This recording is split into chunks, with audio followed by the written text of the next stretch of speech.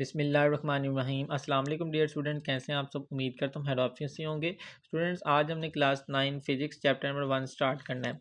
बच्चों, chapter number 1 है physical quantities and measurements, यानी कि इस चैप्टर में हम फिजिकल क्वांटिटीज़ को डील करेंगे और उन क्वांटिटीज़ को किस तरह से मेजर करते हैं ये आज हम पढ़ेंगे। अब बच्चों, इस चैप्टर में सबसे पहले बुक पेज नंबर 6 पर आ जाएँ। पेज नंबर 6 में सबसे पहले हम डेफिनेशन डिस्कस करेंगे साइंस की। ठीक है, आपको पहले एग्जांपल से समझाता हूँ। बच्चों, जस्ट लाइक ये देखें कि हम ऐसे करते हैं कि गार्ड में जो से ना वो 2 पौधे लगाते हैं। ठीक है, 2 पौधे लगाती हैं और एक पौधे को हम डेली बेसिस पर कंसिस्टेंसी के साथ वाटर देते हैं। ठीक है, और दूसरे पौधे को नहीं देते। तो आप ये इमेजिन करेंगे कि जैसे ही दिन गुजरेंगे और आप ये देखेंगे कि जिनको हम पानी दे रहे थे वो आपके पास प्लांट यानी कि पौधा कंजक्टिव ग्रो करता जा रहा है, लेकिन जिसको पानी नहीं मिला था उसकी ग्रोथ रुक जाएगी। तो यहाँ से हमने क्या किया, हमने एक एक्सपेरिमेंट परफॉर्म किया और एक्सपेरिमेंट के ज़रिए हमने ऑब्जर्वेशन की कि किस तरह से पौधे के लिए पानी ज़रूरी है। तो ये प्रोसीजर जो हमने किया ये कौन हमें बता रहा है, ये हमें साइंस बता रही है।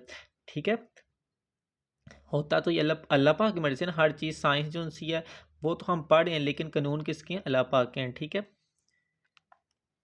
तो डेफिनेशन अब आप देखिएगा, आपको उम्मीद करता हूँ समझ लगेगी। This field of observation and experimentation to understand the world around us is known as science.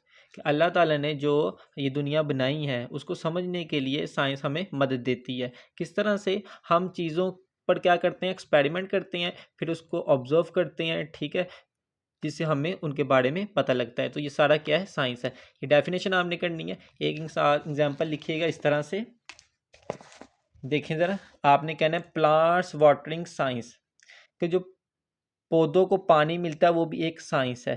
कैसे, when we water plants regularly, जब हम पौधों को पानी देते हैं रेगुलरली, दे ग्रो वेल, तो वो बहुत अच्छी तरह ग्रो कर जाते हैं।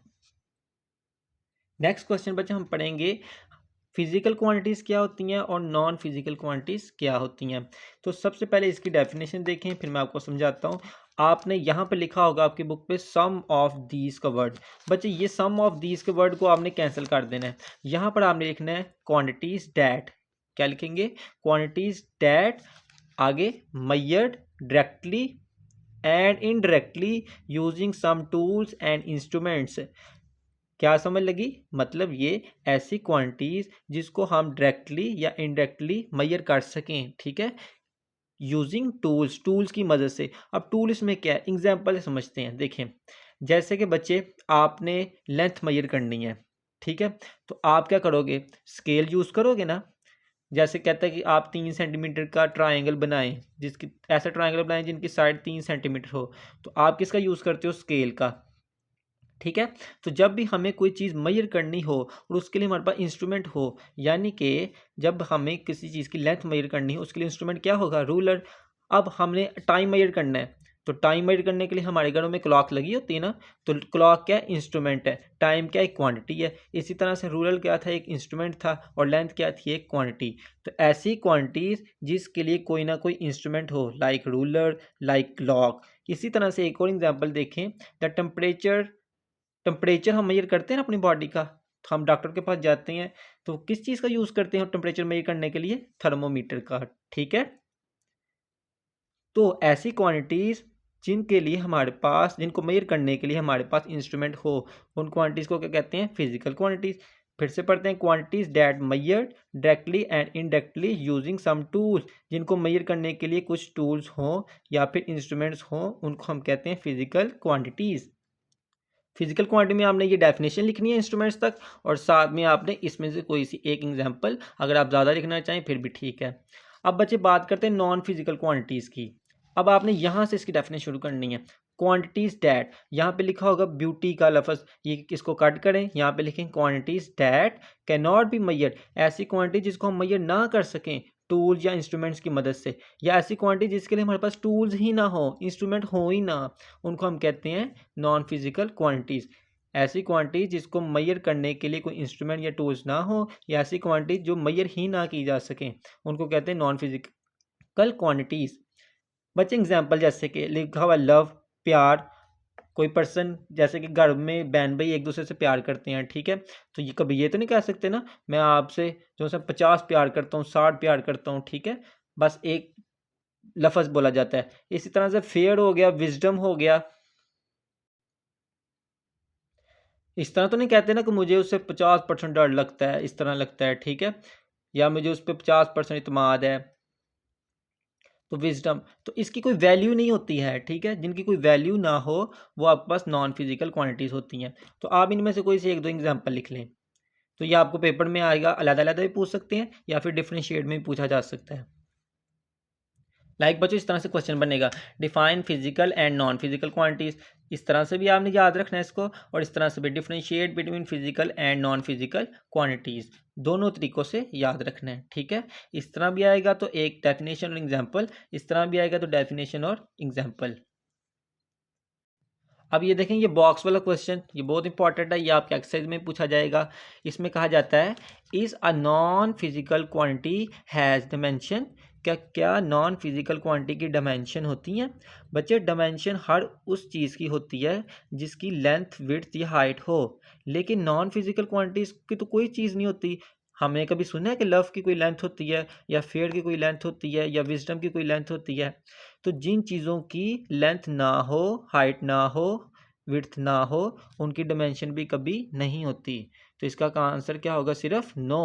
आपने कहना no non physical quantities has dimension, या इस तरह दें non physical quantities has no dimension, non physical quantities has no dimension.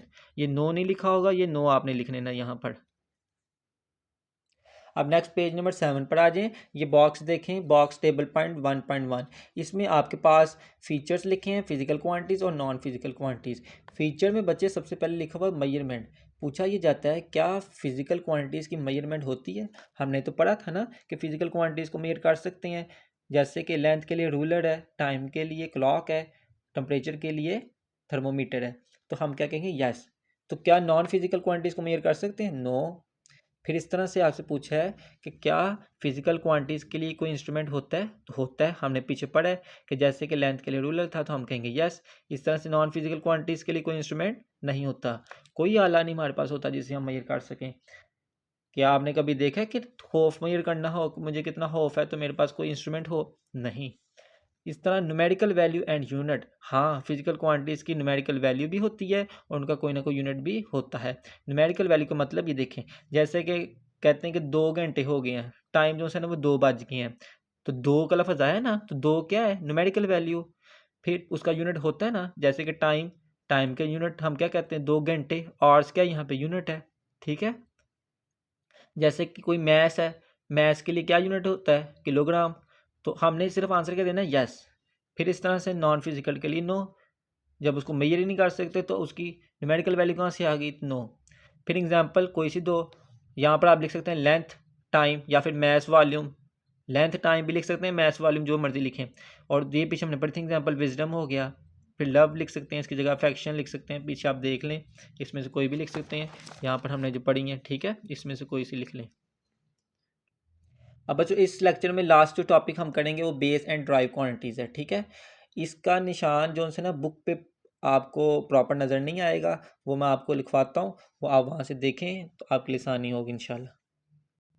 Ji student देखें, हमने साइंस भी पढ़ लिया, फिजिकल नॉन फिजिकल भी देख लिया, और डिफरेंशिएट इस तरह से मैंने पढ़ लिया, किस तरह से भी लिखा जा सकता है सवाल क्वेश्चन, और टेबल 1.1 भी देख लिया, और ये भी क्वेश्चन देख लिया, is a non physical quantities has dimension, जिसका आंसर नो था। अब लास्ट है differentiate between base and derived quantities.